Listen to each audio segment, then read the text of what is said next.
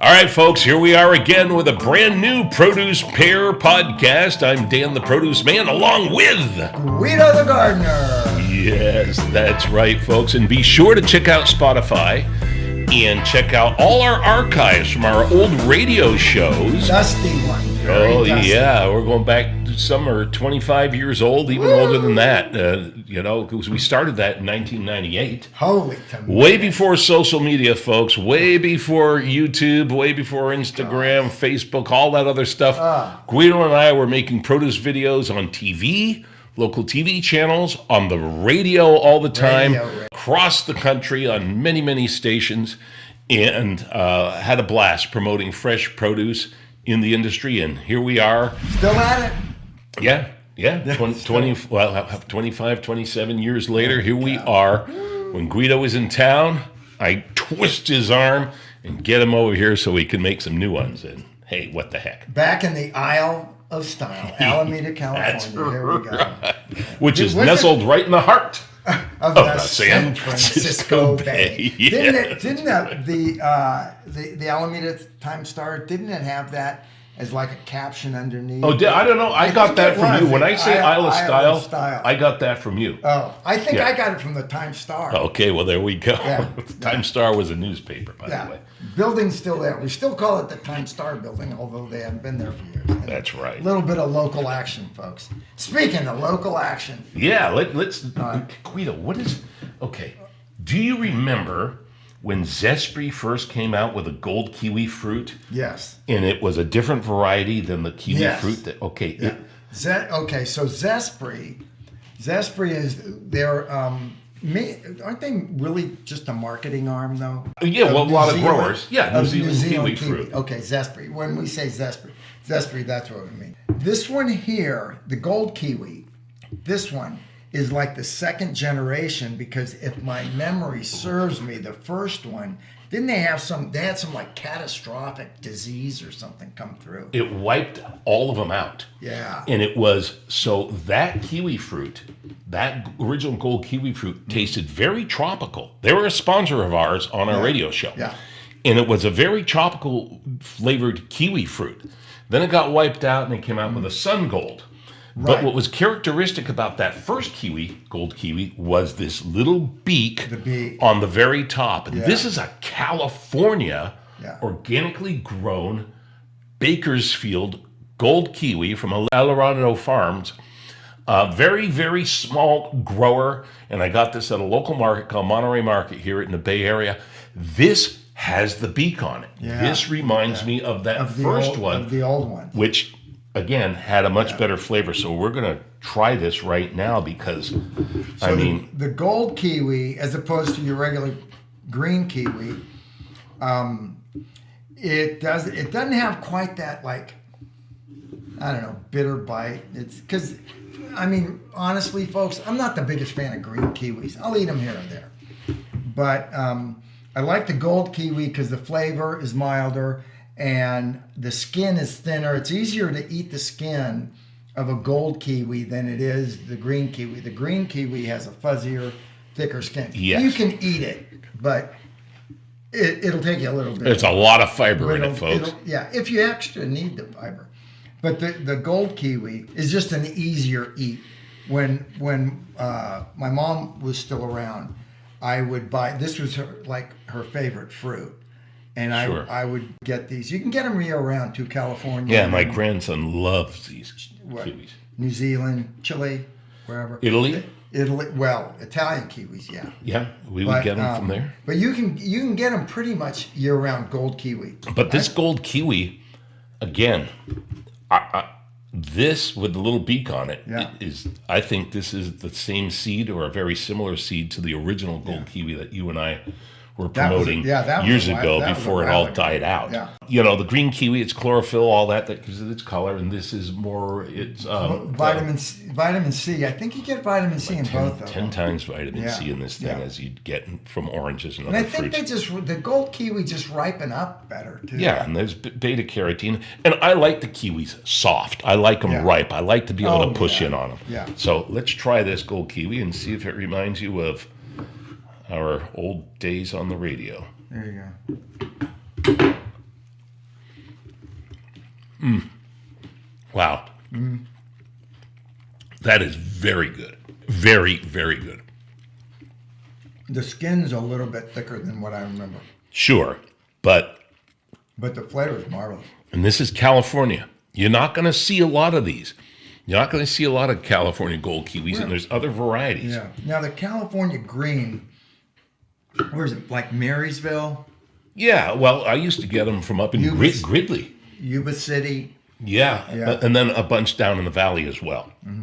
But the ones I would get out of Gridley from Glen Tanimoto Ranch were absolutely amazing. Without the skin, it's got an easier bite. I kind of like the skin. I'm going to try it again. That good. So if you can get them, tropical gold kiwi. All right. You also can drop those into smoothies too. Oh, yeah, absolutely. And a lot of vitamin E in the seeds, you know. So you got... No, and see, this is the one, folks, and I bet you this. You go into the stores, because you can see that you can find these anywhere. Well, Not the California. This variety, right. Not the California. The New Zealand one, You'll yes. get a New Zealand one. And you bypass it. Maybe you'll get a green one.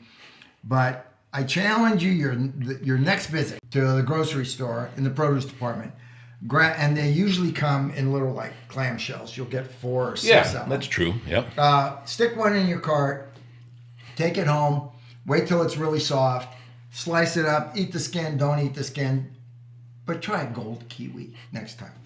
Out of the top 26 fruits on the stand, kiwi has been ranked number 1. Wow. So, hey, what the heck? All right, Concord pear. All right, here One of my you go. favorites. You want to do the Concord or the Stark, or you want to do them both real quick? We'll do them both real quick. You can cut and I'll talk. All right. The Concord pear with an E. Correct. You know when a pear is ripe when the area around the stem is soft. In fact, I was at the store yesterday and somebody was talking about pear, and I didn't want to butt in. I really didn't. I always do. I didn't. She was, oh yeah, because this customer was having just the greatest time with the clerk, with the cashier, and they were going back and forth, and I didn't want to butt in like a know-it-all. She was talking about the comise or something, and so pears in general, when the area around the stem is soft to the touch, you know, you give it a little squeeze with your thumb, then you know the pear is ripe and soft, because pears ripen from the core and then spread out. So you don't squeeze the body of the pear. By the time the body of the pear is soft, the whole thing's soft. Yeah, forget it. What did Kevin Moffat used to tell us? Check when that the neck. happens, What? he said, core it out with an apple core, throw a cinnamon stick in there, throw it in the microwave, and you got a great dessert. Yeah. So. It's an easy applesauce. But the Concord pear, and I forget the cross of it. It's a cross of something. You know, it has a Bosc type flavor, and it is a pyriform. Let's take a look and see from the Juicy. Produce Pear Library here. It's juicy and creamy. The Concord pear with an E at the end. It's not soft and kind of mealy like a Bartlett can get, and it's softer than a Bosc. Concord Conference. There you go, folks. Is that it? I think that's half Conference pear. Conference and something else, but I can't see this print even with my glasses on. my gosh. So, folks, take your book of pears, turn to page 296, chapter 73. Hear ye, hear ye. Stark Crimson. Stark is it's a plant. They're a plant breeder. I believe they're up in Oregon. Anyway, Stark Crimson. It's an early pear. You find these late summers. I think it's one. They start in California, and then they go up. Correct. Up into the northwest. Yeah, a little bit firmer is all. You have to sell these fast if you're a retailer. Yeah. Don't buy them and wait 2 weeks, just until the neck is soft. And if you'd mix these two, like on a fruit platter or crudité platter, or what's that other fancy word? Charcuterie. It's a lovely look. And as our friend Mark Todd, the cheese dude, would tell us, that there's an enzyme in the skin, mostly of comise pears, that complements blue cheese very well. Blue cheese and pears. So pears and a salty cheese, that's the way to go. Although we get pears 12 months out of the year, because they store it pretty well too. Yeah. But like the California Bartlett will come, late July? Correct. Yeah. So late summer, fall, and then, through the winter, and then when Northern Hemisphere is done, we get a lot of pears out of Argentina. Argentina, yeah. Yeah. So they're around, and a pear is one of those fruits that, you get I bought 2 Bosque pears yesterday. Oh, you buy a couple here or there, a couple here or there. We tend to stick with the same stuff that we know, whether it's apples or pears or whatever. So if you see a variety, I've never tried that, and it's not the D'Anjou, it's not the Bartlett or something, give it a go. That's a Seckel, yeah? Seckel. All right, that's another one. Seckel pear. This one isn't I always think ready to cut, I always think of Oregon for Seckel pears. And because you see them Christmas. It's called a Christmas or holiday pear. Christmas pear. Christmas pear. Or for you politically correct, holiday pear. Yeah. It's a Christmas pear. Yeah. And they'll stew them. Brandy them. Yeah. But on their own, they have their own natural cinnamon flavor. So yeah, check them out, man. All right, folks, that's it. Pears on the produce pair. What do you think of that, huh? Yeah, PAIR, talking about PEARs. Darn right. All right, folks, just be sure to check out Spotify, the Produce Pair podcast, the radio show Historic Archives. I put one up almost every week that coincides with the time of the year that Guido and I did for many years with different guests and callers and a lot of fun. So be sure to check that out, without a doubt.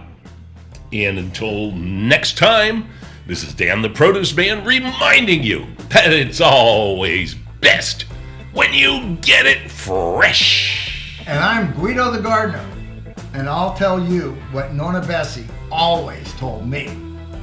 Manja.